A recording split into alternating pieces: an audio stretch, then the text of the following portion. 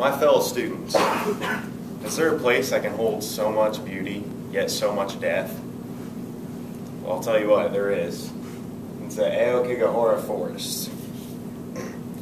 Now, I heard of this forest. I was on YouTube one day, and it was under one of the featured videos. So I'm like, this seems kind of interesting. I'll click it and check it out. And it's actually a 40-minute documentary that I watched. I didn't watch the whole thing because nobody has time for that. Ain't nobody got time for that. In this speech, I'm going to give you the location and the geography, all the legends behind it, and why it was labeled in the complete manual of suicide the perfect place to die. It's pretty grim. The actual location of the forest is actually on the, as you can see, the northern foot. There's Mount Fuji. It's the northern foot of Mount Fuji. And it is actually 11 square miles. And to put that in perspective, that's 1 square mile bigger than the province of Washington, D.C. So it's a pretty big forest. The geography of it is actually, despite the grim background that it has, it's actually a pretty beautiful forest, really. I mean, there's Mount Fuji, and then there's the trees, and it's actually called the Sea of Trees. That's another name for it, and you can see why right there. The actual forest, that's what it looks like from the inside, once you actually go inside. And as you can see, there's a lot of like gnarled roots, and that's basically because it was made from the lava of Mount Fuji. So all of the like ground, the foliage, is volcanic rock, the soil. So a lot of trees, they don't have the nutrients to actually like grow upwards. So a lot of it's just gnarled roots and falling down trees, as you can see. It's one of the cool things about it is it's caves, and these are actually called lava caves, and they were formed from lava going inside of the forest. And it's really cool because the temperature of these caves, they're usually at or above freezing, just a little bit above freezing, even in the summertime. So you can go there and keep cool, hide away, whatever, what have you.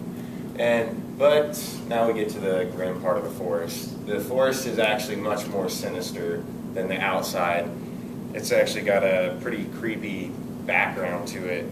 According to the book Sea of Trees, in the ancient times, ancient Japan, they would actually leave the old and the sick and the poor, the people who weren't very well off, they just leave them in the forest to die of starvation, a grim, long, drawn-out death, very pleasant.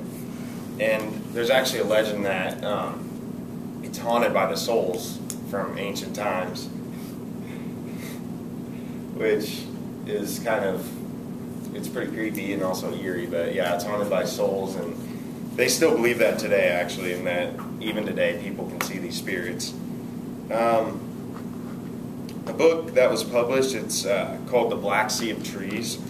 It was published in the 1960s, and according to tofugu.com, it was a book that it was about these two lovers, and a lot of it just focused inside of the forest. They spent a lot of time in the forest, and towards the end of this book, they actually end up committing suicide in this forest, both of them.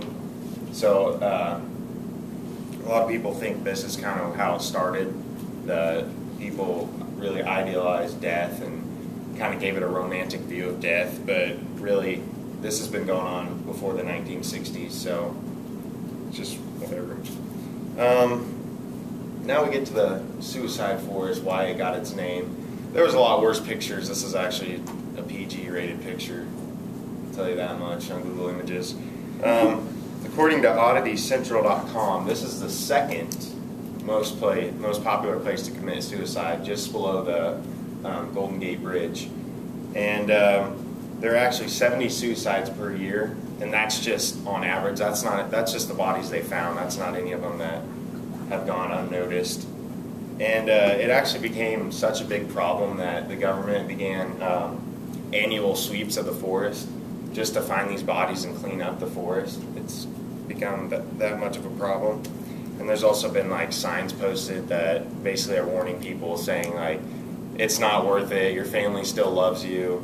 I mean, it's such a big problem to have to go to those measures to warn people. And a lot of people, they've taken the liberty to actually go and become corpse hunters and go loot these corpses and just take their personal belongings and money.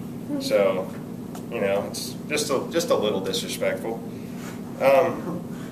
It's really neat because this forest is shrouded in darkness, metaphorically and literally, and that's why I think it's so cool. And there's obviously some bad mojo with this forest because the rate of suicides keep rising each year. And in my opinion, I don't think once you go in there, I don't think the forest ever lets you go. Thank you.